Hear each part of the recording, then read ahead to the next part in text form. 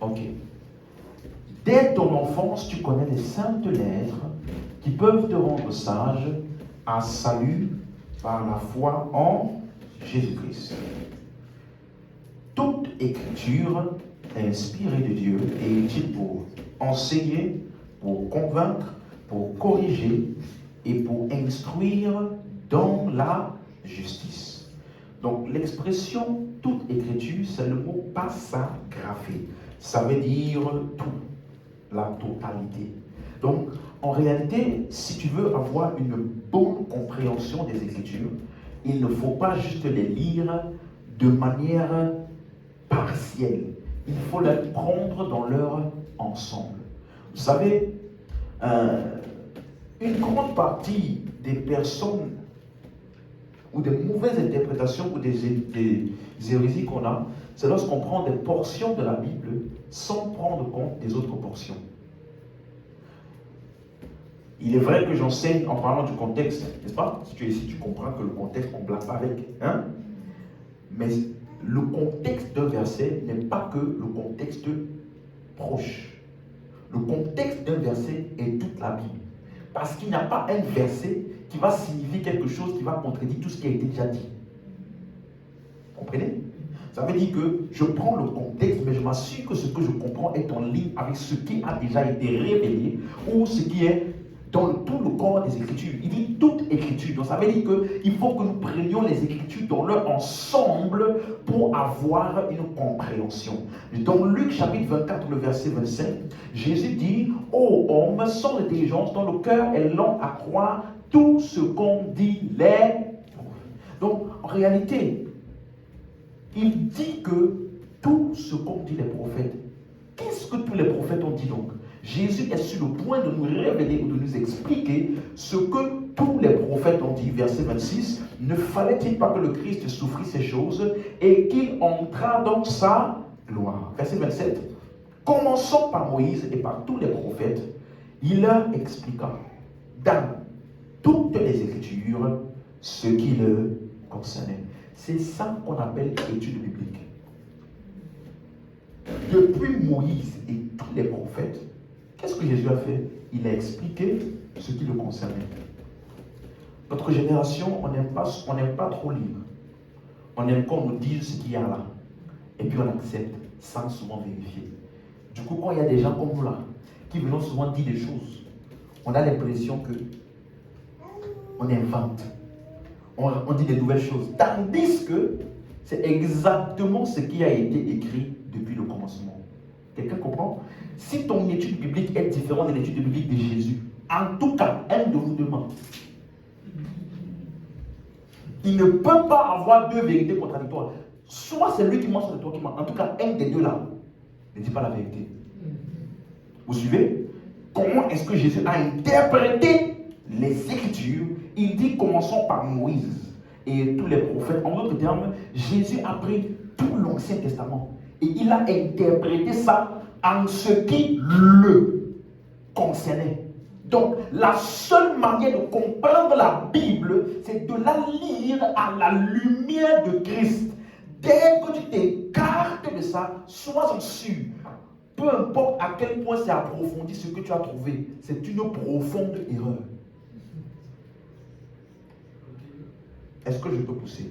C'est pour cela que tu dois prêter attention aux détails. Regarde, des simples mots comme et, en, sur. Ce sont des simples mots, mais qui font toute la différence et qui sont vitales dans notre étude. Aujourd'hui, je vais m'attarder sur un petit sujet. Ça n'a rien à voir avec notre thème, hein, mais je pense que c'est important. Les gens qui parlent souvent de logos et... Tu as déjà entendu parler de ça? Ok. Bon, au cas où c'est pas comme moi. Quand des gens disent logos là, qu'est-ce que ça fait référence à quoi? La lettre. La parole écrite, c'est ça? Ok. Et Réma là, c'est quoi? Donc ça veut dire que, quelle dizaine de fois? Tu sais, ton problème c'est que tu as trop le logos. Il faut que tu comprennes l'esprit qui est derrière le logos là, pour capter la révélation. Donc tant que tu es dans le niveau du logos là, tu ne peux pas fonctionner bien en Christ. J'ai dit, est-ce que tu sais que logos, c'est un mot grec qui n'a pas été inventé par Jésus, ni par les apôtres. Ça existait déjà. Hein? Réma, même chose. Ça veut dire que le mot réma, ça veut dire dire, parler. Écoute bien, ça implique des paroles prononcées. Ça veut dire que ce que je suis en train de faire maintenant là, on appelle ça quoi? Hein? On appelle ça réma. Parce que je dis des choses. Quelqu'un comprend? Logos, par contre, c'est ce qui est dit. Vous comprenez? Le message qu'on veut transmettre. L'intention qui anime ce qui est dit. Quelqu'un comprend? Je vais te donner un exemple. Imaginez-vous, je prends 3 personnes au hasard dans la salle. Hein? La sœur Joanna, je prends, qui encore? La sœur Regina, et je prends la sœur Sarah. Ok? Je prends les 3. Écoutez bien mon exemple. Hein? C'est pour vous essayer de vous faire comprendre. Je dis à la première sœur, va à la banque. J'ai dit quelque chose? Ok. Je dis à la deuxième sœur, elle n'est plus là. Hein? À la deuxième, je dis maintenant, j'ai de l'argent à la banque. Hein? Et je dis à la troisième sœur, donne de l'argent à la deuxième sœur qui va arriver là, parce que j'ai de l'argent à la banque pour moi. Et la troisième sœur là, elle travaille à la banque. Vous voyez? Donc quand la deuxième sœur va arriver à la banque, la troisième sœur va lui donner l'argent. Parce que j'ai dit quoi? Donne-lui de l'argent pour moi. Mais si tu les sépares différemment, elles ne vont pas comprendre. Va à la banque. Il y a de l'argent à la banque. Donne l'argent. Ça là, ce sont des rémas.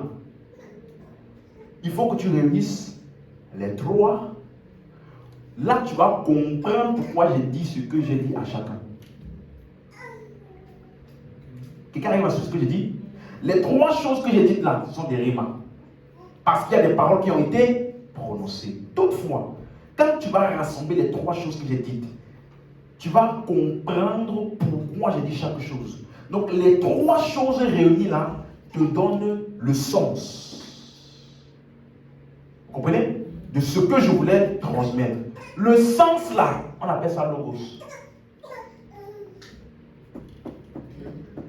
Quelqu'un comprend ça? Cette compréhension-là, c'est ça qu'on appelle logos. Le logos, c'est quoi? C'est la signification, le sens, l'intention de ce qui est dit. C'est pour cela que Jean, il dit dans Jean 1, verset 1, regardez, Jean 1, verset 1, il dit, au commencement était là la parole. Le mot parole, c'est le mot logos. Si tu vas dans l'interprétation de certains là, on va dire comme eux. Au commencement était la parole écrite. La parole écrite était avec Dieu. La parole écrite était Dieu. Donc la parole écrite là, c'était quoi? C'était Dieu. Hein? Puisque c'est comme ça qu'on dit que c'est ça, logos. Vous comprenez? Non, ça n'a pas de sens. La parole, qui est le mot logos, ça veut dire que, qu'est-ce que Jean disait ici? Suis-moi. Quand tu mets ensemble tout ce qui a été dit depuis le commencement, tu comprends qu'il s'agit et que tu comprends que ce qui a été dit, ça parle de Jésus. Quelqu'un suit? Au commencement était la parole était avec Dieu, la parole était Dieu. Logos, ça veut dire le sens. Donc, qu'est-ce qui depuis le commencement voulait être transmis? Jésus. D'où le fait que maintenant, tout ce qui a été prononcé, c'est-à-dire les rémas des prophètes, tout ça parlait de qui? Qui est le? Si tu comprends, dis Amen. C'est pour cela que Jean 7, 39, regardez ce que Jésus dit. Il dit, vous sondez les Écritures. Pause. Les Écritures là sont les paroles de qui? Hein? Les Écritures. Les paroles des prophètes qui ont été. Ok? Donc vous sondez les paroles des prophètes ou les rémas des prophètes, ce que les prophètes ont prononcé. Parce que vous pensez avoir en elle la vie éternelle, mais ce sont elles qui rendent témoignage de. Donc, qu'est-ce qui voulait être transmis par tout ce qui a été dit par les prophètes. Témoigner de moi. Voilà pourquoi on appelle le Logos. Il est le sens, le message qui était transmis. Il est l'intention derrière les paroles des prophètes. Si tu suis, dis Amen. Donc, c'est la même chose qu'on a vu tout à l'heure. Commençons par Moïse et par tous les prophètes. Il leur expliqua dans toutes les Écritures ce qu'il le... Donc, parce que tout ce que les prophètes ont dit, les souffrances de Christ et la gloire qui devait s'en suivre là. Donc, si tu veux comprendre le sens des rémas ou des paroles prononcées, ce qui animait ceux qui ont prononcé ça, le message qui voulait être transmis derrière, c'était qui? Jésus. Voilà pourquoi il dit, au commencement était le Logos. Et le Logos là a été fait chair, en parlant de qui? Jésus. Est-ce que tu comprends? Donc Jésus, il est le Logos des Écritures. Hein? Ça fait sens pour quelqu'un? Ce que je viens d'expliquer, ça fait sens pour toi? Jésus est le Logos des Écritures. Il est le Logos des paroles ou des rémas des prophètes. Donc, il est l'explication, il est la signification qui te permet de comprendre tout ce qui a été dit. Vous vous rappelez des trois paroles? C'est que quand tu as le sens que moi, je veux l'argent. Je veux que quelqu'un prenne de l'argent à la banque pour moi. Voici ce que je veux transmettre. Mais pour transmettre ça là, j'ai dit une parole à lui, j'ai dit une parole à elle, j'ai dit une parole à elle. Ça là, c'est des rémas. Mais ce que je voulais transmettre au travers de chacun de ça là, c'était quoi? Le sens même qui est quoi? Avoir de l'argent qui vient de la banque pour moi. C'est clair? Donc en réalité, le Logos ne veut pas dire parole écrite. Ça ne parle pas de ce qui est écrit. Ça parle plutôt du sens ou de la signification, de l'intention de ce qui a été dit. Et ce qui a été dit là, c'est ça qu'on appelle réma. Quelqu'un comprend? C'est trop compliqué ou ça va? Vous arrivez à suivre? Donc, le terme parole écrite, ou la parole écrite, que les gens appellent le Logos souvent là, dans le mot grec, c'est utilisé par deux. Il n'y a que deux mots grecs. Il y a le terme qu'on a vu tout à l'heure, graphé, il y a le terme gramma. Le terme graphé, ça veut dire les écrits. Vous voyez, on a tout à l'heure, toute écriture est inspirée de Dieu. Le mot écriture, c'est le mot graphé. Ça veut dire que ça symbolise, ça décrit le fait que ça a été écrit. Ce n'est pas dit, ce n'est pas logos. Vous comprenez? Un autre mot qui parle par l'écrit, c'est le mot gramma. Ça veut dire employer des mots. Donc il y a des mots qui ont été utilisés pour communiquer cette chose-là. Par contre, le mot logos, c'est la compréhension de l'objectif. La compréhension ou le sens, la pensée, l'idée, l'intention et la motivation derrière ce qui est dit. C'est ça qu'on appelle logos. Est-ce que vous suivez? Et donc, l'expression compréhension dans la Bible, c'est le mot grec souniemi. Ça veut dire avoir tous les faits ensemble. Vous comprenez? Pourquoi je prends le temps de vous donner ces mots-là? C'est pour que vous compreniez que ce sont des mots grecs qui étaient utilisés au temps où les apôtres ont écrit. Voilà pourquoi ils ont utilisé ces mots-là. Ce ne sont pas des mots spirituels. Ça ne vient pas du ciel. Donc quand ces mots, si aujourd'hui moi j'écris un livre, je vais parler du RER. Mais quelqu'un qui vient de 1990, il ne va pas comprendre RER c'est quoi. Peut-être même si on lit mon livre en 2070, il n'y aura plus de RER, peut-être tout sera volant. Là, il va dire, mais RER c'est quoi? Il faut quelqu'un qui était là, à l'époque-ci, pour transcrire pour eux ce que RER veut dire dans leur époque. Donc ce n'est pas un mot nouveau, c'est un mot qui était déjà utilisé dans un certain sens que les apôtres ont utilisé, les mots de leur qui étaient contemporains à eux. Quelqu'un comprend? Est-ce que c'est clair? Donc, le mot compréhension, c'est le mot souniemi qui veut dire avoir tous les faits ensemble. Et donc, le mot révélation, que les gens emploient souvent pour dire répa, c'est apocalypsis. Le livre de l'Apocalypse, vous vous rappelez? Non. Apocalypse, c'est révélation. Révélation, ça veut dire révélation. Vous voyez, donc Réma ne veut pas dire révélation du tout. Révélation dans la Bible, là, c'est le mot Apocalypse. Vous voyez? Donc, ça veut dire, ça n'a rien à voir avec Réma, ni Logos. Donc, revenons toujours dans l'explication. 1 Pierre chapitre 1, verset 10. Quelqu'un suit? J'essaie de vous donner des évidences. Comme ça, quand si un jour tu parles avec quelqu'un, c'est voici les choses qu'il faut lui dire. Hein? 1 Pierre 1, verset 10. Version Martin. Voilà. Duquel salut les prophètes ont prophétisé. Hein? Quand on dit que les prophètes ils ont prophétisé, ça veut dire quoi?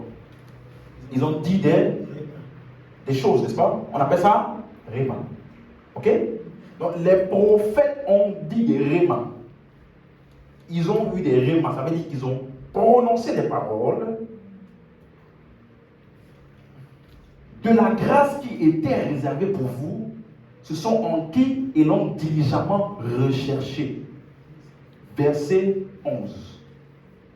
Recherchons soigneusement quand et en quel temps l'esprit prophétique de Christ qui était en eux, rendant par avance témoignage. Ah, écoutez bien. Il y a des rémas qui ont été dites, n'est-ce pas? Mais toutes les rémas là étaient en train de rendre témoignage en avance. De quoi?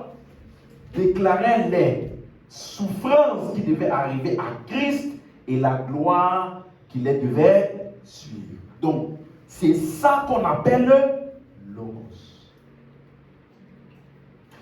Toutes les différentes paroles là des prophètes qui ont été prononcées, qu'est-ce qu'elle est en train de témoigner d'avance? Qu'est-ce qu'elle est en train de vouloir communiquer? Quoi? Les souffrances de Christ et la gloire qui devait. Donc c'est ça que tu appelles Logos.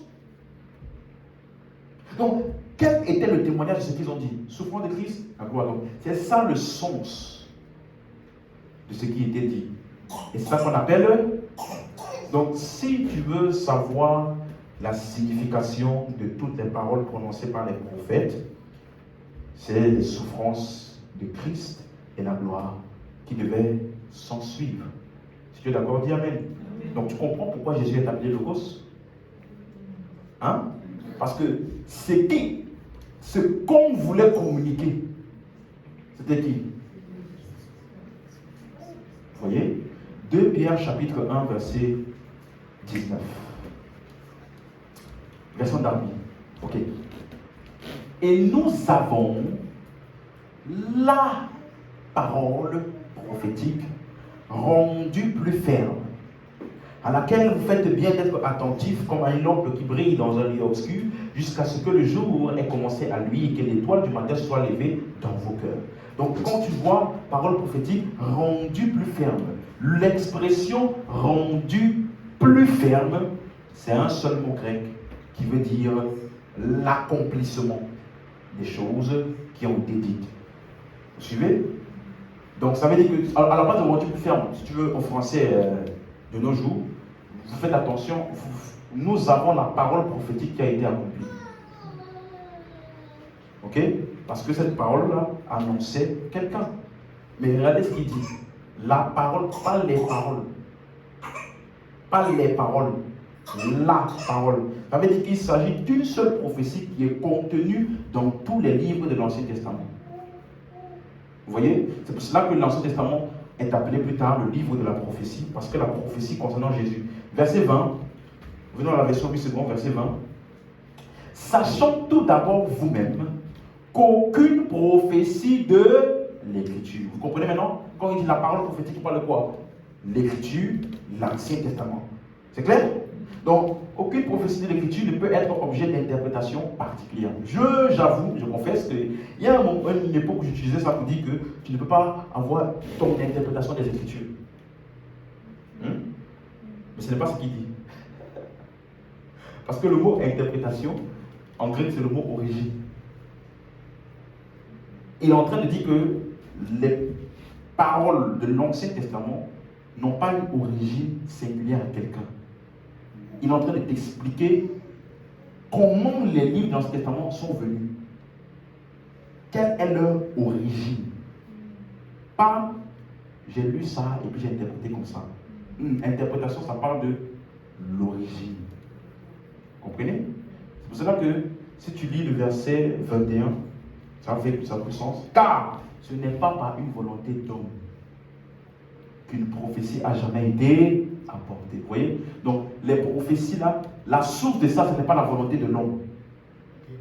Ce n'est pas par une volonté d'homme que les prophéties ont été données, mais c'est poussé par le Saint-Esprit que les hommes ont parlé de la part de Dieu. Donc, quelle est l'origine de toutes les paroles de l'Ancien Testament, de la prophétie? Quelle est l'origine? D'après ce verset. Poussé par le. Donc, quand il dit ce n'est pas par une volonté d'homme, mais c'est poussé par le. Donc, les paroles ou la parole prophétique ou l'Ancien Testament a une seule source. Qui? Saint-Esprit. Même si tu vois beaucoup d'hommes qui ont parlé, c'est la même source. Le Saint-Esprit. Tu suis? Est-ce que quelqu'un comprend? Donc, le verset 21 ici est en train d'expliquer le verset 20. Aucune prophétie de l'Écriture doit être objet d'une interprétation particulière ou de aucune interprétation particulière, veut dire aucune origine particulière. La seule origine, c'est le Saint-Esprit. Est-ce que c'est clair jusqu'ici? Vous avez à suivre? Donc voilà pourquoi, comme on a vu tout à l'heure dans 2 Timothée 3,16, il dit toute écriture est inspirée de Dieu. Vous voyez? Inspiré, ça veut dire le souffle. Donc les écritures sont venues par le souffle de Dieu. Et c'est pour cela aussi, dans Luc 24, verset 25, où on a lu tout à l'heure que Jésus a dit « Ô homme sans intelligence dont le cœur est long à croire tout ce qu'ont dit les prophètes. » Hein? Or, il parlait de quoi? Tout l'Ancien Testament.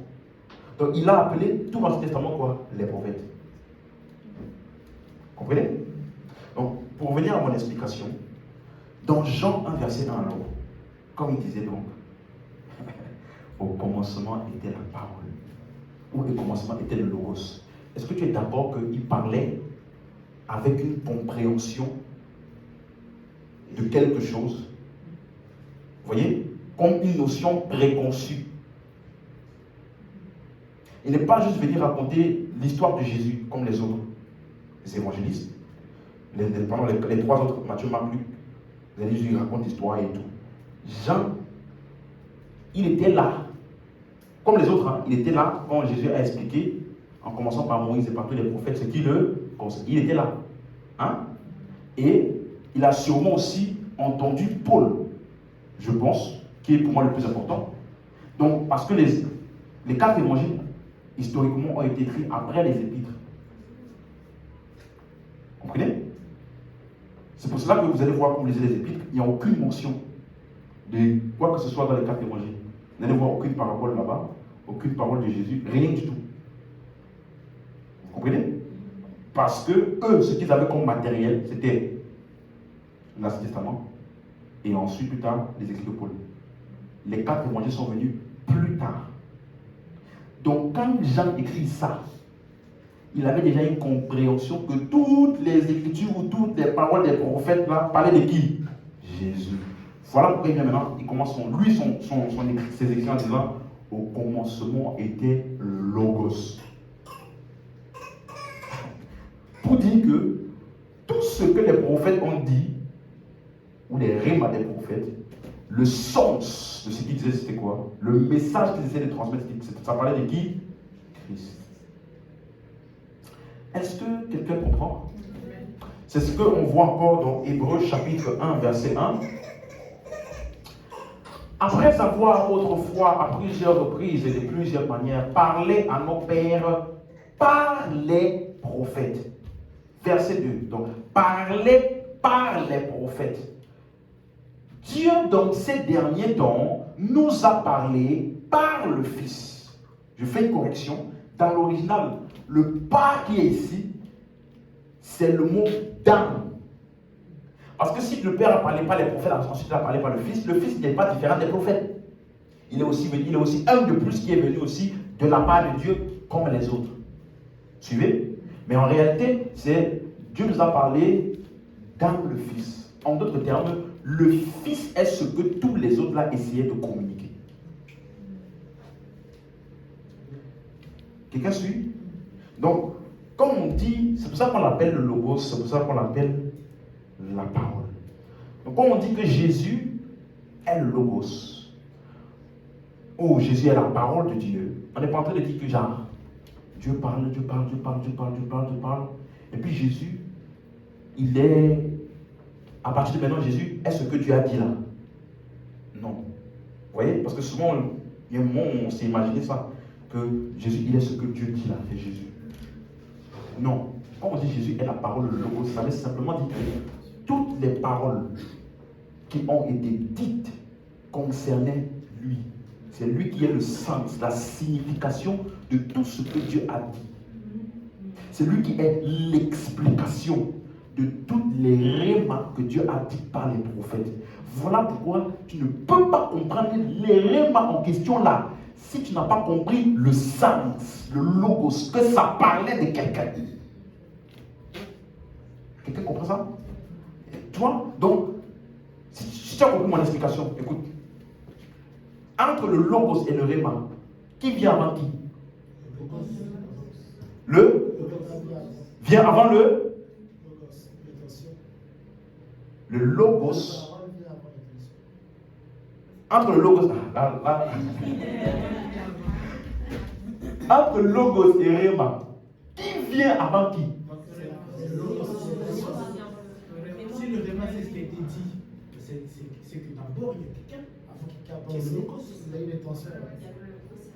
Voilà, là vous commencez à bien comprendre. Ça veut dire que, parce que, regarde, je vais t'expliquer le logos et réma là dans un terme maintenant, terre à terre, et je pense que tu vas comprendre. Imaginez-vous, je ne veux pas dire, hein, regardez, il y a un frère qui s'approche d'une soeur, parce que j'ai déjà eu le cas, donc pour ça je parle. Je pose la question, ça va ma soeur? Oh, ça va. Et puis un jour après, dis-moi, tu sais cuisiner? Elle dit, oui, je sais cuisiner, oui, je sais cuisiner. Ah, ok, d'accord. Ah, c'est bien, c'est bien. Un jour après, tu aimerais combien d'enfants? Je sais pas, t'as 5 enfants. Ah, ok, 4, 5 enfants. D'accord. Dis-moi, c'est quoi ton type de garçon? Tout ça là, on appelle ça quoi? Les? Ah, alors, vous comprenez? C'est quoi ton type de garçon? Ah. Bon, j'aime des garçons comme ça, voilà. Mais tu es plus tâche ménagère ou tu es plus 50-50?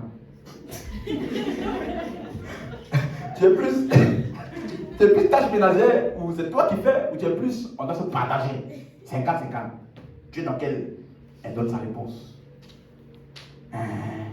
Tu as tous tes biens à ton nom ou à ta mère?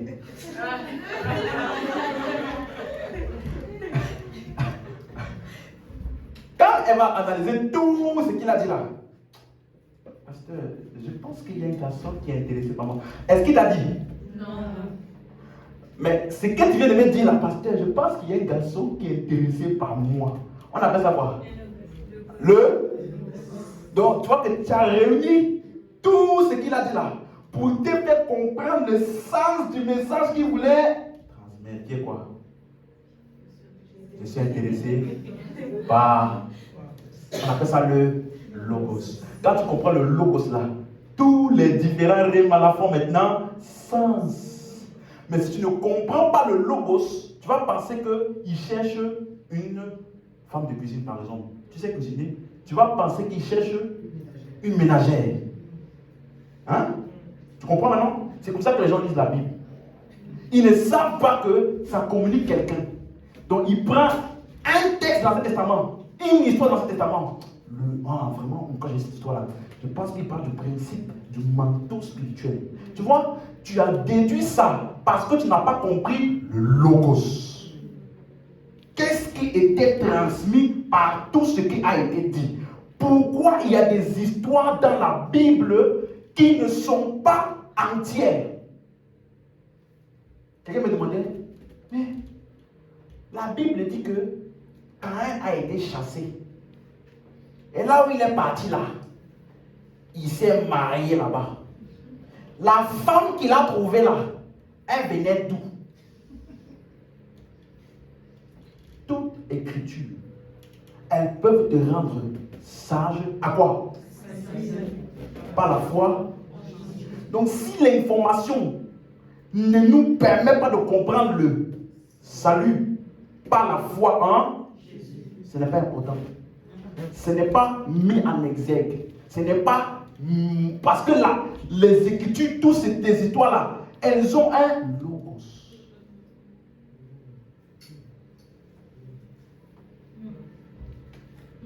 Tu comprends maintenant? Donc, ce qui vient avant le réma, c'est quoi? Le logos. L'intention derrière chaque parole qui a été prononcée par les prophètes. Toutes ces paroles-là concernaient le logos. C'est pour cela que Jean commence en disant, au commencement était la parole ou le logos. Ça veut dire que Dieu avait une intention derrière avant d'avoir fait tout ce qu'il a fait, avant d'avoir dit tout ce qu'il a dit. Et tout ce qu'il a dit a été documenté afin que nous puissions comprendre et connaître le logos à travers tous les rémas.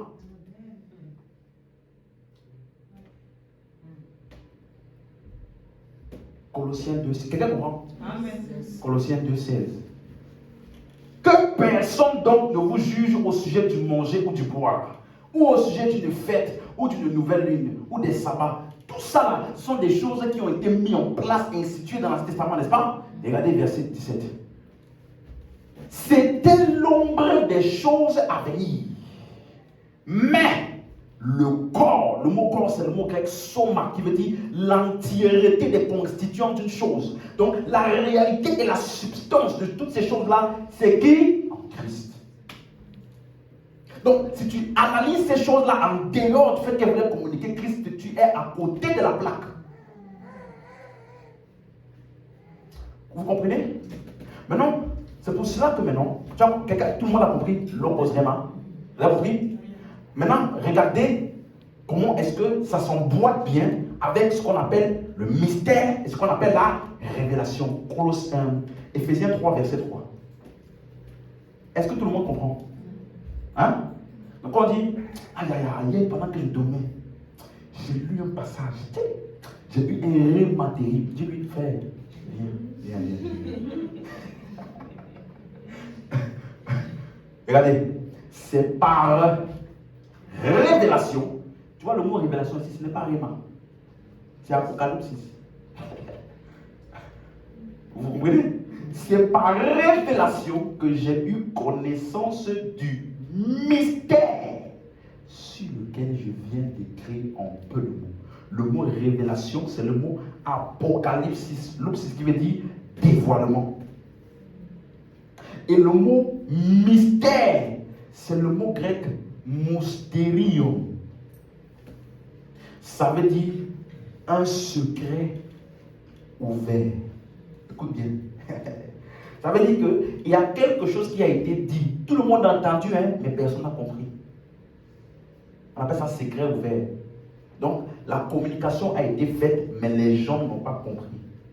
Parce que rappelez-vous que Paul a enseigné basé sur l'Ancien Testament. Donc, c'était écrit, tout le monde lisait, mais personne n'avait encore compris. Vous suivez? Est-ce que vous comprenez ce qu'on appelle mystère? Ça veut dire que c'est écrit, ça a été dit, mais on n'a pas compris. Donc ça veut dire que Réma ne veut pas dire que tu as compris. Parce que les Réma étaient là, mais on appelait ça mystère. Donc ça a été dit, mais ça n'a pas été compris. Voilà pourquoi on appelle ça mystère. 1 Corinthiens 2, verset 9.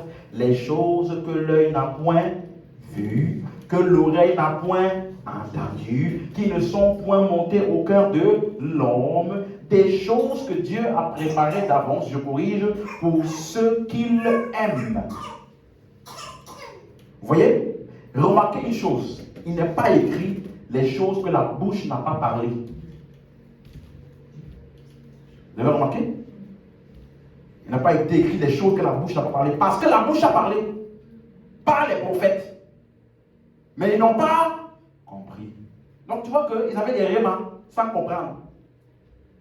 Parce que c'était prophétisé, mais non compris. Ça a été préparé d'avance, c'est-à-dire avant la fondation du monde. Donc le mystère, ça veut dire un secret ouvert. Quelque chose que j'ai dit, mais qui n'est pas compris. Ni par moi, ni par personne, en tout cas au moment où cela a été dit. Voilà pourquoi on appelle ça mystère. Je peux te donner un exemple. Quand on dit mystère, ça veut dire que tu connais les mots employés, mais tu ne connais pas le sens de toute la phrase. Exemple. Code de police 10-108. Tu connais le mot code, hein? Tu connais le chiffre 10, tu connais le chiffre 108. Mais code de police 10-108 là, ça veut dire quoi? Hein? C'est un mystère pour vous. Mais moi j'ai la révélation. Vous comprenez? Pour vous c'est un mystère. Mais si tu te demandes, tu connais le mot code, tu vas me dire oui. Tu connais le mot 10, le chiffre 10, tu vas me dire oui. Le chiffre 110, ça me dit oui. Donc c'est écrit, c'est prononcé devant toi. Mais tu n'as pas la compréhension du sens de ce qui est dit. Donc c'est un mystère. Mais quand tu vas être policier, on va t'expliquer que le mot code 10-108, ça veut dire officier en danger. Donc maintenant, quand tu vas entendre code 10-108, tu vas dire c'est par révélation que j'ai eu la connaissance du mystère. La révélation, tu as eu ça où? À l'école de police. Donc, la même chose sera dite. Mais pour toi qui as la révélation, ça va faire sens. Les mêmes écrits des prophètes qui semblaient être mystérieux, comme tu as la compréhension, tu vas les relire, mais comprendre ce qui voulait vraiment être transmis. Ce qui voulait vraiment être transmis. Quelqu'un comprend ça? Donc, Paul appelle les écrits de l'Ancien Testament mystère. Parce que c'est écrit devant nous tous, on peut lire. Mais pas beaucoup, ou alors personne avant lui n'a eu la pleine compréhension de ce qui était dit.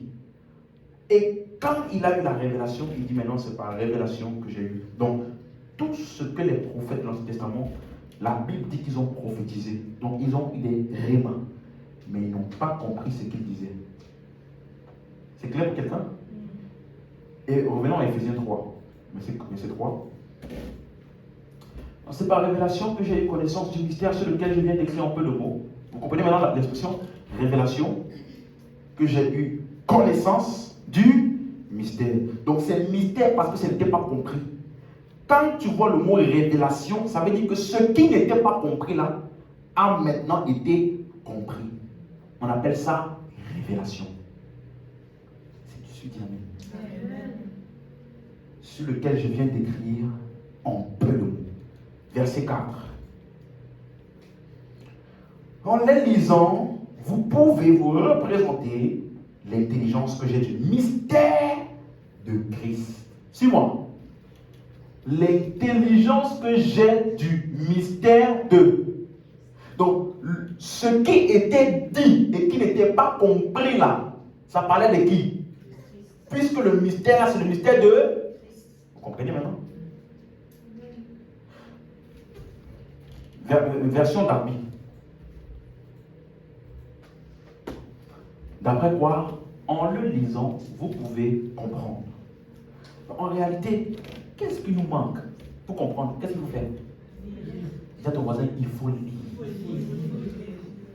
Si la plupart des chrétiens lisaient seulement, ils ne se feraient pas détourner aussi facilement. Nous devons apprendre à lire. Vous voyez? Il nous a délivrés de la puissance des ténèbres. Comment tu peux lire ça et après tu vas chercher délivrance? En le lisant, vous pouvez. Donc, tant que tu ne prends pas le temps de lire, tu écoutes seulement ce que les gens te disent. Tu ne vas jamais comprendre par toi-même. Tu vas être comme, excusez-moi le terme là, je peux parler? Hein? Peut-être tu connais un mouton.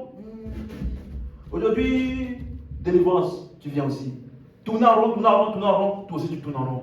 Demain, venez avec l'huile et la terre de chez vous. Tu vas ramener l'huile et la terre, donc ça veut dire que tu viens à l'église.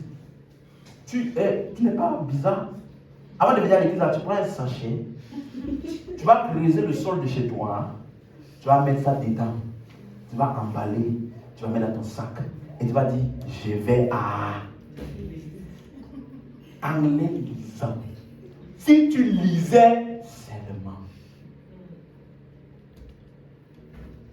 Quelqu'un comprend maintenant? Vous pouvez comprendre. Donc, une erreur que beaucoup de personnes font, je pense aujourd'hui, avant d'aller même dans ça, est-ce que je peux donc dire que la révélation est écrite? Hein? Il n'y a pas d'innovation. C'est déjà notre responsabilité, c'est de faire quoi? Donc, si tu veux comprendre l'Ancien Testament, suis-moi. Il n'y a aucun livre quelque part, nulle part, que je dois lire. La compréhension de l'Ancien Testament là est où? Les épîtres. En les lisant, vous allez pouvoir vous aussi comprendre le mystère de Christ qui était où? Dans l'Ancien Testament, que les gens lisaient sans comprendre. Vous, parce que vous avez la révélation, vous pouvez relire ça et comprendre que ça parlait de Christ qui est le Logos. Vous suivez? Jusqu'ici, c'est clair pour quelqu'un. Donc, la raison, j'ai lisé un livre.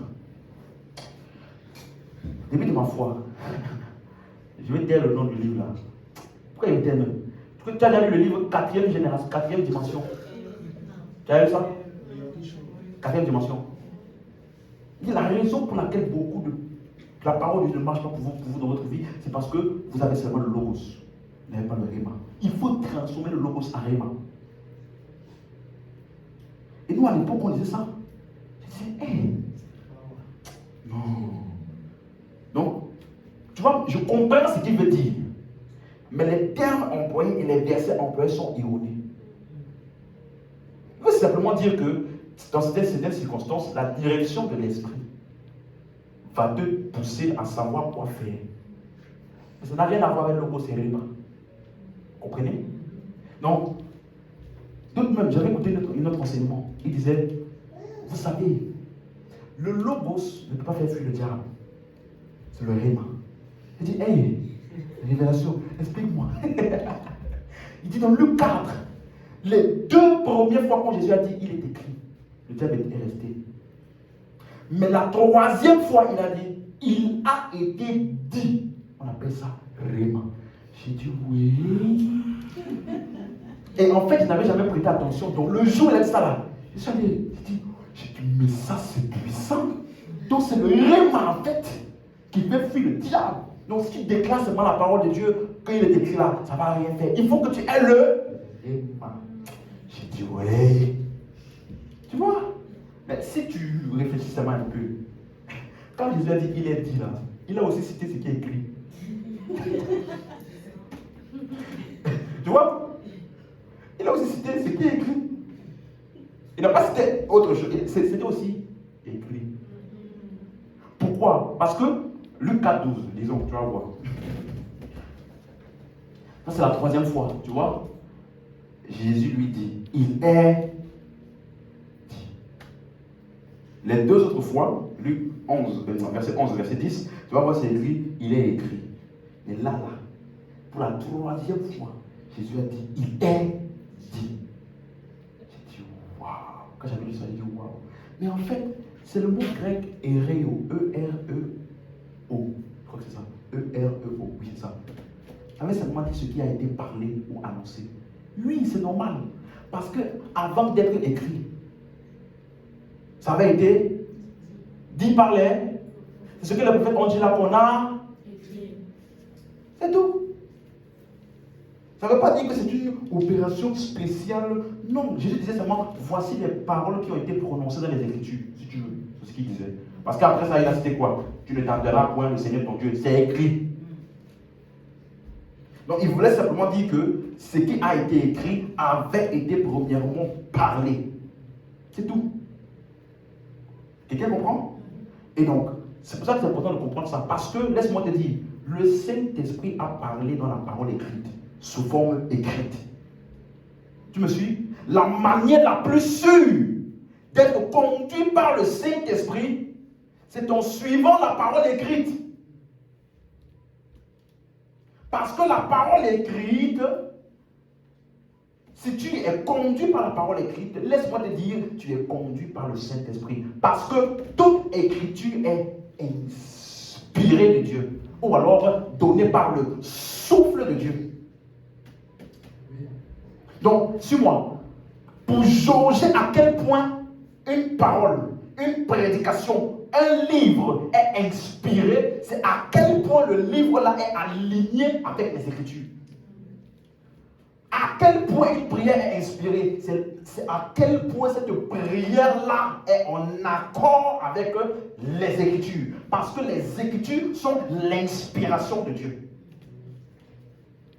Donnée par le souffle de Dieu, donnée par le souffle de l'Esprit de Dieu. Donc, personne t'embrouille avec des concepts mal compris. Amen. Si tu regardes la parole écrite, ce sont les paroles du Saint-Esprit. Une autre chose à comprendre, c'est ceci. Si tu comprends ça, tu vas donc comprendre pourquoi je dis souvent aucune écriture n'a une double signification. Aucune écriture n'a une double. Tu vois, quelqu'un me disait une fois, toi quand je t'écoute, on dirait que tu parles trop de manière absolue. Tu dois toujours laisser quand même. Comment il dit ça même? Tu dois toujours laisser un peu de marge. Parce que on peut avoir différentes interprétations. Mais toi, tu parles toujours de manière absolue. J'ai dit, mais je me pose souvent des questions. J'ai une question. Jésus, il est mort pour nos péchés? Oui. Pourquoi tu réponds de manière absolue comme ça? Hein? Tu devais dire non, pas exactement. Ça dépend de l'angle sur lequel tu regardes. Peut-être que Dieu t'a donné le remarque selon lequel Jésus n'est pas vraiment mort, c'est un faux semblant. Hein? C'est des bêtises. Les Écritures sont absolues. Elles n'ont pas une double signification. Il y a un post sur Facebook, un homme de Dieu, il a dit, aucune écriture ne peut avoir plusieurs interprétations. Tu sais, les chrétiens qui sont déversés, pentecôtistes, charismatiques, qui encore, église réveillée, c'est eux là, ils se sont déversés. Oh, qu'est-ce que tu racontes? Oh, Dieu, tel jour peut te parler à toi par rapport à ta situation, par rapport à ce verset-là, et te donner une interprétation à toi. Je dis,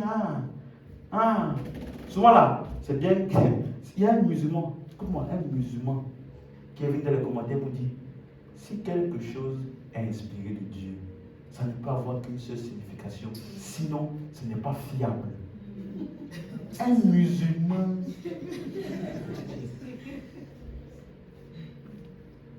Tu comprends? Imagine-toi si Jean 3,16 avec plusieurs significations.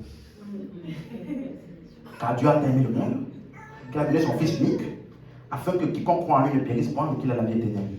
Aujourd'hui, Dieu te parle pour te dire, en fait, il y a un type de périssement là, que si tu ne fais pas attention, tu vois, tu peux périr quand même. Mais, tu vois, imagine si ça avait plusieurs significations. On était fichu. Frère, Jésus est mort pour nos péchés. C'est absolu. Il est enseveli. À l'aide de Jésus des morts. C'est absolu. Il a été ressuscité. C'est absolu. Quiconque croit en lui là, il ne périt point, mais il a la vie éternelle. C'est absolu. Celui qui ne croit pas là, il est condamné. C'est absolu. Tu veux quoi d'autre? Non. Tu dois être compris. Tu dois t'efforcer afin de comprendre. Il ne faut pas toujours chercher cet esprit. Qu'est-ce que tu me dis? Qu'est-ce que tu veux me dire? Révèle-moi quelque chose de nouveau. C'est le début. C'est le début de la déroute. Tu me suis? J'ai une question. Si Dieu voulait que chacun d'entre nous, on puisse avoir une révélation particulière, chacun a sa part, pourquoi on a perdu le temps pour écrire? Hein? On devait venir chacun à l'église. Mon peuple de Dieu, cette nuit, j'ai été visité. Donc voici la révélation que j'ai pour vous aujourd'hui. Et puis, demain, quelqu'un nous vient aussi, il donne sa part. L'autre demain, l'autre vient ici, il donne. L'autre vient, il donne. Pourquoi ces vertus a écrit 66 livres? Et après dit, chacun peut avoir sa part. Non. C'est écrit pour que ça soit compris comme c'est écrit et que l'interprétation et la signification ne changent pas avec le temps. Et que personne ne vienne rajouter autre chose. C'est écrit. Amen. C'est clair maintenant? Bon, revenons à notre thème. Abdias 1, verset 17. Nous sommes en train d'étudier quoi là? Délivrance. Amen. Donc, sur la montagne de Sion, il y aura délivrance. On a déjà vu ce terme-là. On a vu que le mot délivrance le mot Sion, ceux qui se rappellent, ça parle d'une prophétie qui fait référence au royaume, à l'autorité de Christ. Parce que la première mention dans 2 Samuel 5, verset 7, parle du fait que Sion, ou la forteresse de Sion, elle, c'est la cité de David. Et on a vu que, historiquement parlant, ou d'après les Écritures, ce qu'on appelle forteresse, c'est la maison de puissance. C'est le lieu à partir duquel le roi exerçait son autorité. Suivez? Donc, forteresse de Sion était utilisée pour citer de David. Ça veut dire que c'est à partir de là que David exerçait son autorité, son règne, son royaume. Donc, mais dans la prophétie, par contre, Sion parle du royaume et de l'autorité, mais pas de David. Parce que dans 1 Pierre, chapitre 2, verset 6, vous voyez, ça c'est le mystère. La prophétie là, c'est une forme de mystère. C'est écrit, mais pour avoir le vrai sens, il faut aller dans les épîtres. Car il est dit dans l'Écriture, vous voyez, voici je mets en Sion une pierre angulaire, choisie, précieuse, et celui qui croit en elle ne sera point confus. Donc, la pierre là, ça parle de quelqu'un en qui il faut croire. Donc, Sion ne parle pas de David. Vous me suivez? Ça parle de Christ. Donc, Sion, c'est le royaume de Dieu en Christ. Et le deuxième mot qu'on avait vu dans Abdias, c'est le mot délivrance, qui veut dire Péléta. On se rappelle? Ça veut dire les rescapés, ceux qui ont échappé. Donc, si tu viens à Sion, revenons à Abdias. Abdias, est-ce que tu as la version semeur? Mais sur le mont Sion, il y aura des rescapés. Suis-moi. Rescapé, ça veut dire celui qui a déjà échappé. Celui qui a été délivré. Donc, tu ne viens pas à Sion pour être délivré. Si tu es à Sion, c'est parce que tu as échappé. C'est parce que tu as été délivré. Parce que Péléta veut dire que tu as été secouru, sorti et placé à Sion. Dis Amen si tu suis. Voilà pourquoi dans Hébreux 12, le verset 22 maintenant, dans la révélation pour les épîtres, il dit, mais vous êtes approchés de la montagne de... Mais tu es déjà parti à Jérusalem? Hein? Non. Mais comment il dit que tu t'es approché alors de la montagne de Sion? Hein? Ou pendant la nuit, tu as voyagé là-bas? Comprenez? Donc, c'est pour vous montrer que le Sion dont il parle ici, ce n'est pas la Jérusalem physique. Il dit la cité du Dieu vivant. La Jérusalem comment? Vous vous rappelez qu'on a étudié le mot céleste? Hein? Pour ceux qui se rappellent, ça voulait dire quoi? Qui n'est pas visible, qui n'est pas physique. Ça ne parle pas d'un endroit où tu vas aller quand tu vas mourir. Parce qu'il n'y a aucun verset qui dit quand tu meurs, tu vas au ciel. Il n'y a aucun verset qui dit ça. Comprenez? Céleste, c'est le mot grec eupuranios. On a vu ça. Ça veut dire ce qui est céleste, ce qui a une origine divine, qui n'est pas matériel, quelque chose que tu ne peux pas voir dans le matériel. C'est ça que ça veut dire. Quelqu'un comprend? Donc ça veut dire que lorsque vous avez des expressions telles que le ciel et la terre, au commencement Dieu créa les cieux et...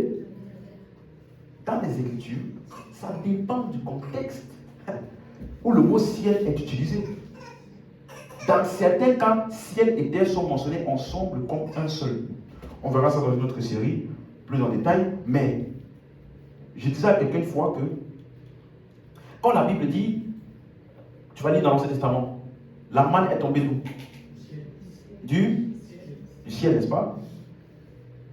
Mais Jésus, il vient maintenant, il dit, vos pères, Moïse ne vous a pas donné le pain qui vient du ciel. Hein? Est-ce que Jésus est en train de contredire Moïse? Non. Il est en train de mieux expliquer. Le ciel que tu vois là-bas, là, quand on dit les oiseaux du ciel, c'est de quel ciel il s'agit? Le ciel là-bas. Donc, quand on disait que la manne vient du ciel, ça tombe du ciel là, c'est quel ciel? Là. Mais Jésus dit maintenant, Moïse ne nous a pas donné le pain qui vient du quel ciel? Le céleste, il y a le Père. Il dit, je suis le pain qui vient du ciel. Vous comprenez? Donc, ça dépend du contexte. Tu vois? Donc quand Jésus disait, le royaume des cieux est ici. Qu'est-ce qu'il disait? Qu'il y a un royaume qui n'est pas matériel, qui n'est pas physique, qui est ici. Et comment est-ce qu'il a manifesté ça? Les démons étaient chassés. Parce que le royaume veut dire autorité, règne. Donc il y a eu des entités qui ont été soumises. Et ces entités-là étaient des démons qui sont comment? Pas physiques. Allô? Comprenez? Donc, il dit le royaume qui n'est pas matériel est ici, ou un royaume spirituel, non matériel, non humain est ici. Je vous invite, si tu n'as pas bien saisi ou tu n'as pas écouté, à aller regarder cet enseignement-là sur ce qu'on appelle le céleste, le ciel, lieu céleste. Parce qu'on a vu 5 textes. Éphésiens 1, 3, béni soit Dieu le Père du Seigneur Jésus-Christ qui nous a bénis de toutes les bénédictions spirituelles dans les lieux célestes en Christ. Éphésiens 2, verset 6. Et il nous a ressuscités ensemble, nous a fait asseoir ensemble dans les lieux célestes. Même chose, les autorités et les dominations dans les célestes, Éphésiens 3, 10. Éphésiens 6, 12. On n'a pas lutté contre la chair et le sang, mais contre les esprits mauvais, les autorités et les dominations, les esprits méchants dans les lieux célestes. Donc tu vois que dans les lieux célestes là, il y a les bons et il y a les mauvais. Esprit méchant ou dans les lieux, c'est pour te montrer que c'est une entité qui fonctionne dans le règne ou le royaume comment? Invisible. Domaine invisible. C'est-à-dire que tu ne peux pas le voir avec tes yeux physiques. Donc on peut interchanger le mot céleste là avec en esprit. Ou dans l'esprit. Je trouve que ça fasse sens. Parce que rappelez-vous, pour nous, en Christ, ça veut dire en esprit. Donc, béni soit le Père qui nous a bénis de toute bénédiction spirituelle dans les lieux célestes. Est-ce qu'on peut remplacer béni soit le Père qui nous a bénis de toutes les bénédictions spirituelles en esprit? Donc les bénédictions là, elles sont où? Elles ne sont pas? Elles ne sont pas quoi? Donc, quand tu as eu une nouvelle voiture, on n'appelle pas ça? Parce que la voiture est? Ok. Dis amen. Okay. Donc, les autorités et les dominations dans les lieux célestes. Ça veut dire que ça parle, dans Éphésiens 3, 10, ça parle des anges. Et dans Éphésiens 6, 12, ça parle des démons. Autorité, domination, esprit méchant dans les lieux célestes. Ça veut dire que ça fait référence à des dominations ou des autorités qui ne sont pas physiques. Vous comprenez? Qui ne sont pas physiques. Ce n'est pas utilisé pour les choses terrestres. Amen. Donc revenons dans Hébreux 12, verset 22. C'était juste un rappel pour que tout le monde puisse être à la page avec ça. Et je vais passer au point d'aujourd'hui. Donc vous vous êtes approchés de la montagne de Sion, de la cité du Dieu vivant, de la Jérusalem comment? Quand on dit la Jérusalem céleste, tu comprends? La Jérusalem dont il est question là, c'est une Jérusalem comment? Hein? Allô? Céleste. Ça veut dire quoi? Pourquoi ils disent Jérusalem céleste? Parce qu'il existe aujourd'hui, actuellement, une Jérusalem ici sur la terre. C'est où? En Israël. C'est là-bas que plusieurs ils vont pour prendre l'huile sainte, l'eau du Jourdain, le sable. D'autres même vont pour voir le tombeau vide de Jésus. Thomas est votre père spirituel.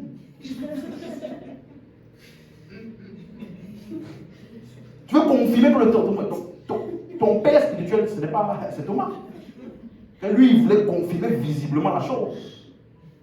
Bref. Donc, quand on dit la Jérusalem céleste, est-ce que je peux dire la Jérusalem en esprit? Or, Jérusalem ou Sion, ça parle de quoi? Le royaume, l'autorité. Donc, on peut dire l'autorité ou le royaume dans l'esprit. D'accord? Quelqu'un suit jusqu'ici? Donc, est-ce qu'aujourd'hui, moi et vous, on peut dire le royaume des cieux est ici? Est-ce qu'on peut dire ça aujourd'hui? Oui. Pourquoi? Parce qu'en esprit, c'est là où nous sommes. Or, le royaume des cieux veut dire que nous avons une autorité qui n'est pas humaine. Donc, non, je ne peux pas utiliser mon autorité sur quelqu'un dans la rue pour lui dire viens ici, sinon je te fais balayer. Ce n'est pas le type d'autorité qu'on a reçu. Ce n'est pas une autorité à exercer sur les hommes. Non. Quelqu'un comprend? Je vous donne un autre texte. Matthieu 12, verset 28. Si c'est par l'Esprit de Dieu que je chasse les démons, chasser les démons, ça veut dire quoi? Que tu as parlé et les démons ont obéi. Il y a une autorité qui a été engagée. Le royaume de Dieu est venu jusqu'à... Vous comprenez? Donc, comme on dit, suis-moi, royaume de Dieu, royaume des cieux, c'est la même chose? Amen. Il y a des gens qui... Le royaume de Dieu, c'est le royaume des cieux, c'est...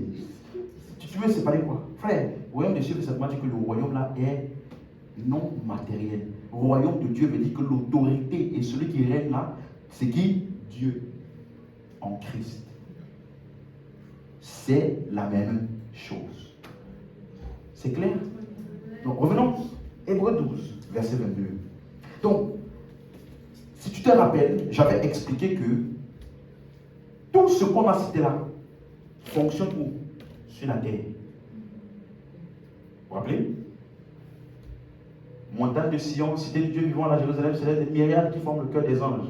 Les anges fonctionnent où? Mais ils sont comment? Célestes. Ou alors non. Verset 23. De l'assemblée des premiers-nés inscrits dans les cieux, du juge qui est le Dieu de tous, des esprits des justes parvenus à la perfection. Donc j'ai expliqué que même quand on dit l'assemblée des premiers-nés inscrits dans les cieux, ça parle de qui? Nous, n'est-ce pas? Donc, quelqu'un peut venir dans un rassemblement des saints comme ici, là.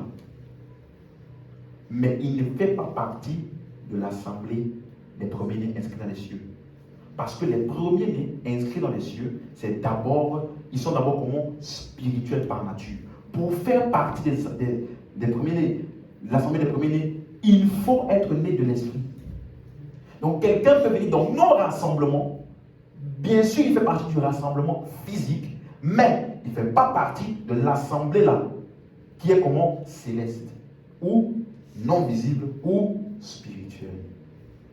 Je dis amen. Vous voyez, donc c'est pour ça que quand on lit par exemple, on a vu ceci qu'on expliquait sur les langues, on dit, si vous tous vous prophétisez et qu'il vienne parmi vous des non-croyants ou des hommes du peuple, ne diront-ils pas que vous êtes fous? Donc ils sont parmi nous, mais ils sont incroyants. Vous voyez? Donc ils peuvent faire partie du rassemblement physique, mais pas de l'assemblée des saints, qui sont les premiers-nés inscrits dans les cieux, parce que eux, ils sont spirituels par nature. Amen. Donc c'est pour cela que quand on dit maintenant le royaume de Christ, qui est en esprit là, Jésus parlait de quoi? Les cœurs des hommes. Et c'est ça que je vais essayer d'établir aujourd'hui. On va commencer aujourd'hui, on va terminer dimanche. Le royaume de Dieu là, il est où? Le royaume, la puissance de Satan là, c'est où?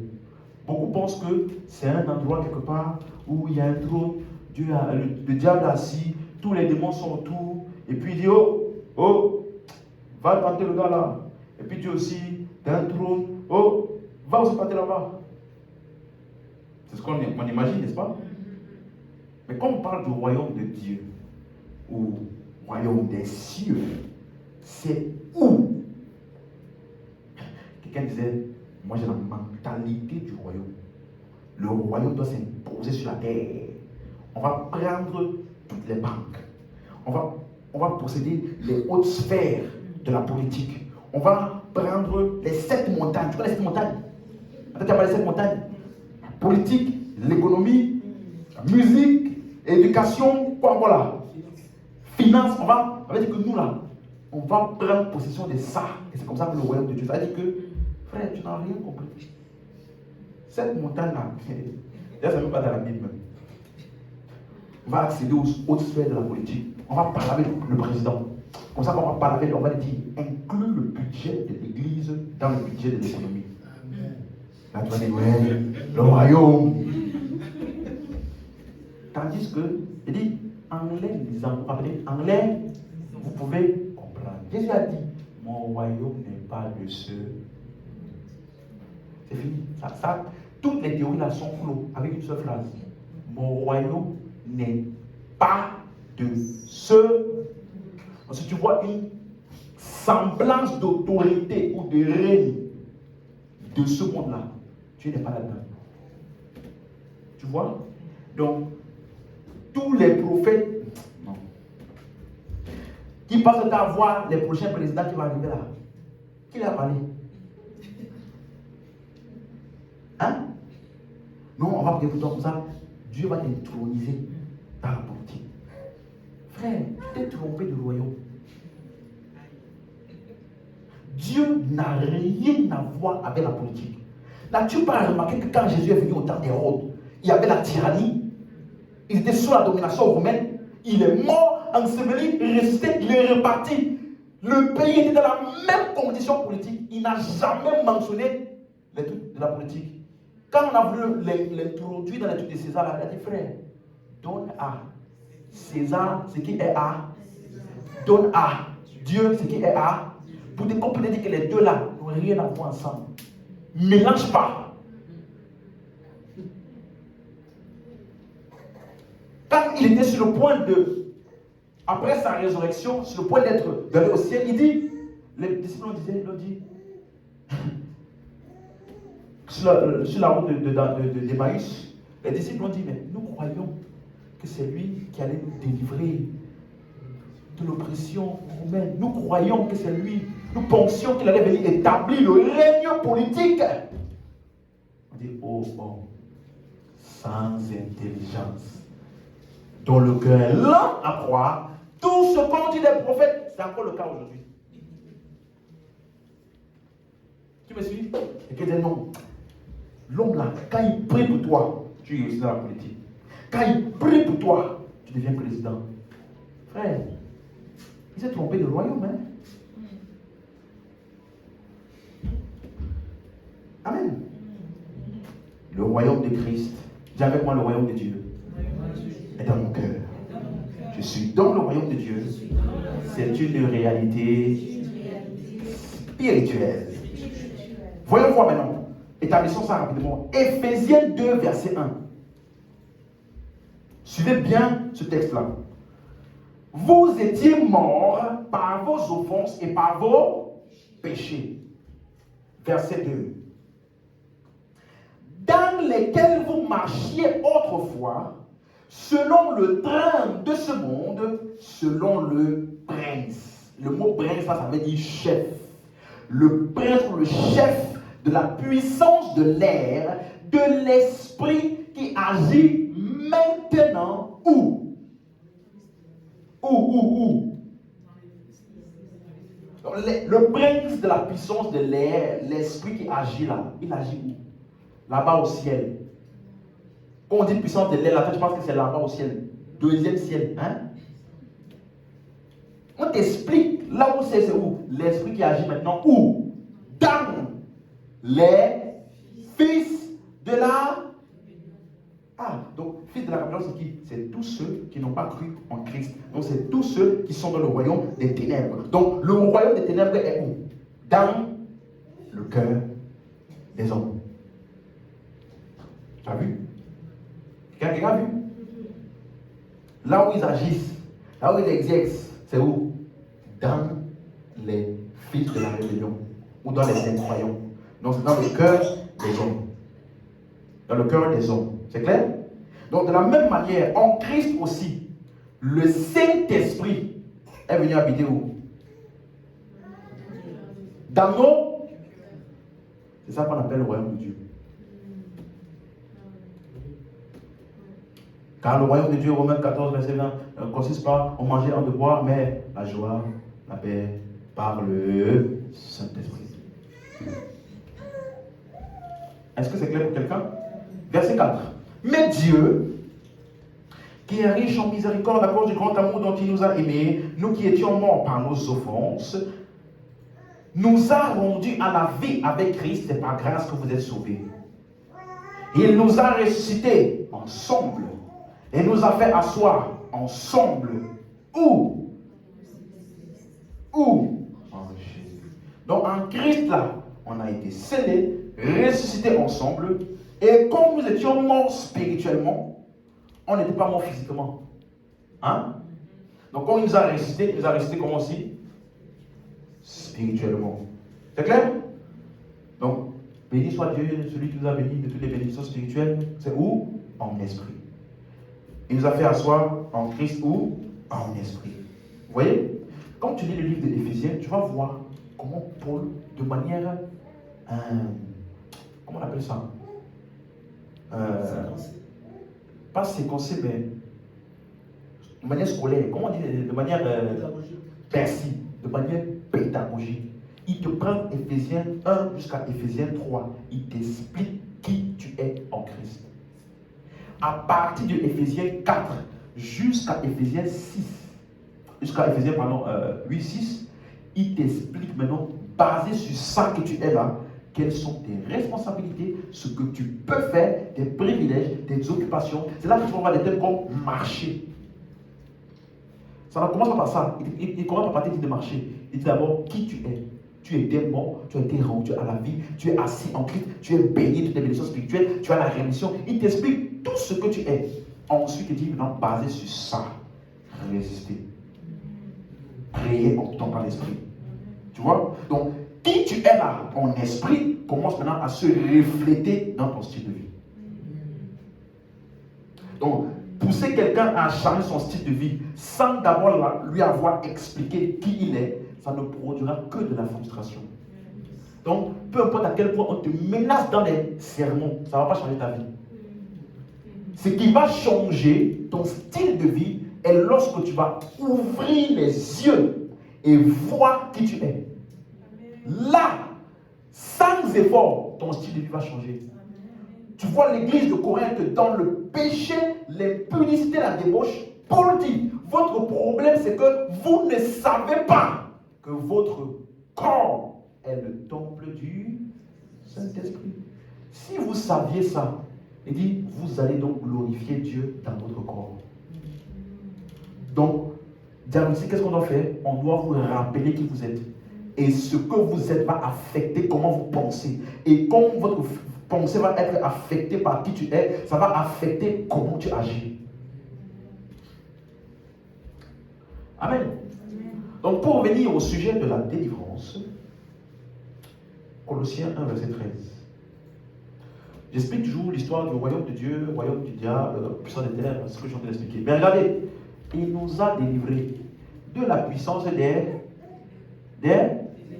il nous a transportés dans le royaume du Fils de son. Quand tu lis ça, est-ce que c'est au passé ou c'est au futur? Est-ce que ça parle de toi? Hein? Que tu as été quoi? Donc, si tu es dans le royaume de son Fils, c'est parce que tu as été délivré et transporté où? Dans le royaume. Et on a vu que le mot délivré, c'est le mot grec roumai, qui veut dire, qui est différent de, comme on dit, libérer un oiseau de sa cage là. Vous voyez? Je l'enlève et puis il vole l'essai derrière, il fait ce qu'il veut. Non. Nous, cette délivrance dont on parle ici, c'est quand tu es délivré pour lui-même. Donc tu deviens la possession de celui qui t'a délivré. Tu es quitté d'un lieu vers un autre lieu. De la puissance des ténèbres vers le royaume de Dieu. Romain, celui qui t'a délivré est maintenant en charge de toi. Luc 22, verset 52. Jésus dit ensuite aux principaux sacrificateurs, aux chefs des gardes du peuple et aux anciens qui étaient venus contre lui. Vous êtes venus comme après un brigand avec des épées et des bâtons. Vous voyez?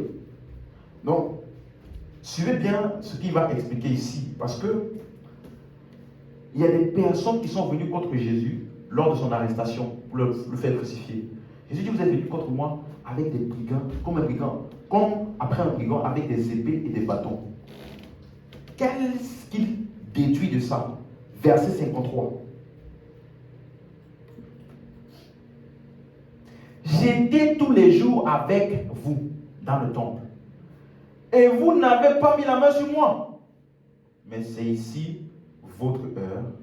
Et quoi? Donc, le fait qu'ils venaient à la rencontre de Jésus là, qu'est-ce qui les influençait? Vous voyez? Donc, je t'ai dit la dernière fois ici, n'imagine plus le diable assis sur un trône, avec tous les démons autour de lui comme ça. Si tu as cette pensée-là, tu es exactement là où le diable voulait que tu sois. Parce que l'autorité de Satan est dans le cœur de qui? Des hommes ou des fils de la rébellion. Ceux-là qui n'ont pas Christ. C'est là-bas que tu peux percevoir et discerner quoi? Le royaume ou l'autorité de Satan. Donc, c'est la puissance des ténèbres. On va conclure pour aujourd'hui en expliquant dans ce terme ténèbres, là, c'est le mot grec skotos. Voyons voir quelques textes très rapidement où il y a ce mot. Romains 13, verset 12. La nuit est avancée, le jour approche. Dépouillons-nous donc des œuvres des ténèbres. Ok? Et revêtons les armes de la lumière. 1 Corinthiens 4, verset 5. C'est pourquoi ne jugez de rien avant le temps, jusqu'à ce que vienne le Seigneur, qui mettra en lumière ce qui est, comment? Où? Dans les ténèbres. Et qui manifestera les desseins des... Alors chacun recevra de Dieu la louange qui lui sera due. Luc 22, verset 53. J'étais tous les jours avec vous dans le temple, et vous n'avez pas mis la main sur moi. Mais c'est ici votre heure et la puissance des ténèbres. Le mot puissance, c'est le mot grec exousia, qui veut dire royaume ou autorité. Donc, comme il disait la puissance des ténèbres, il parlait de quoi? L'autorité des ténèbres. Autre verset, 2 Corinthiens 4, verset 6. Maintenant là, soyez attentifs. C'est un verset qui va vraiment nous permettre de comprendre. Car Dieu qui a dit quoi? La lumière brillera au sein des... Ah! Il a fait briller donc la lumière où? Où? Donc là où il y avait les ténèbres, c'était où? Comprenez? Donc, ça veut dire que les ténèbres là, ça parle de l'état spirituel de l'homme. Comprenez? Est-ce qu'il est en Christ? Ou, pardon, est-ce qu'il est dans la lumière? Ou est-ce qu'il est sous l'influence du royaume des ténèbres? Ça parle de l'état de l'homme. Éphésiens 5, verset 11. Ne prenez point part aux œuvres infructueuses des ténèbres, mais condamnez-les. Éphésiens 6, verset 12. Car nous n'avons pas à lutter contre la chair et le sang, mais contre les dominations, les autorités, contre les princes de ce monde de ténèbres, contre les esprits méchants dans les lieux célestes. Pourquoi est-ce qu'il dit ça? Parce que si tu ne fais pas attention, à première vue, tu vas voir la chair et le sang, ou alors les hommes physiques. Mais quand tu vas les voir faire leurs actions, ne pense pas que ton véritable ennemi, c'est l'homme. Sache que lui, là, il agit sous l'influence de domination, autorité, prince des ténèbres, esprit méchant. Vous comprenez? Donc, le règne, là, c'est où? Dans les hommes. Quelqu'un comprend? 1 Thessaloniciens 5, verset 5. Vous êtes tous des enfants de la lumière et des enfants du jour. Nous ne sommes point de la nuit ni des ténèbres. Vous voyez, enfant de la lumière, ça parle de quoi? Ce que tu es. L'état de l'homme. 1 Pierre 2, verset 9. Vous, au contraire, vous êtes une race élue, un sacerdoce royal, une nation sainte, un peuple acquis. Jusqu'ici, on parle de qui? Les hommes. Race élue, sacerdoce royal, nation sainte, peuple acquis, sont les hommes. Afin que vous annonciez les vertus de celui qui vous a appelé des ténèbres à son admirable. Donc, les ténèbres, là, c'était où? Dans ces hommes-là. Ils ont été appelés d'où? Des ténèbres vers. Donc, tu vois, l'endroit où tu vois les ténèbres exercer, opérer, agir, exercer l'autorité, c'est où? Dans les hommes. Donc, il ne faut plus voir comme les films qu'on voit, tout le monde là, dans Hollywood là. Le diable est habillé tout en noir avec les corps comme ça, et puis il vient là, et puis. Ça là, c'est Hollywood. 2 Pierre, chapitre 2, verset 17. Ces gens-là, vous voyez, ces gens-là sont des fontaines sans eau, des nuées que chasse un tourbillon, l'obscurité des ténèbres leur est réservée. Jude 1,13. Des vagues furieuses de la mer, rejetant l'écume de leur impureté, des astres errants, auxquels l'obscurité des ténèbres est réservée pour l'éternité. Donc ici, les deux parlent du jugement dernier. Dernier texte, Jean chapitre 1, verset 4. En elle était la vie, et la vie était la lumière des... La lumière où? Donc la lumière là, elle est où? Dans les hommes. Hein? Verset 5. La lumière à lui dans les ténèbres. Rappelez-vous, la lumière a brillé où? Verset 4. Où? Dans les... Donc, la lumière à lui dans les ténèbres n'ont pas reçu. Donc, les ténèbres là étaient où? Vous voyez? Donc, voilà pourquoi, verset 4, quand on dit que quelqu'un a reçu la vie éternelle, il a reçu la vie. Et la vie là, c'est ça qu'on appelle la lumière des hommes. Donc, quand un homme croit en Christ, hein, il reçoit quoi? La vie. Or, la vie éternelle, c'est quoi? La lumière. Donc, voilà pourquoi quand tu reçois Christ, on dit que tu es passé des ténèbres à la. Quelqu'un comprend?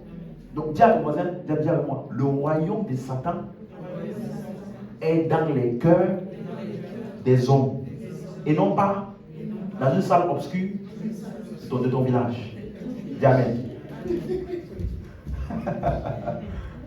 Amen. Amen. On va continuer dimanche.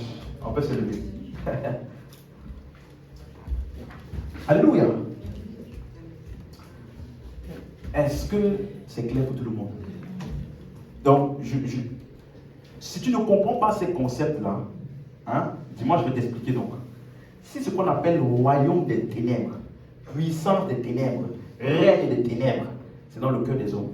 Ça veut dire que pour être donc délivré, ça n'a rien à voir avec oui, aïe, oui, aïe, aïe. Non, non, non.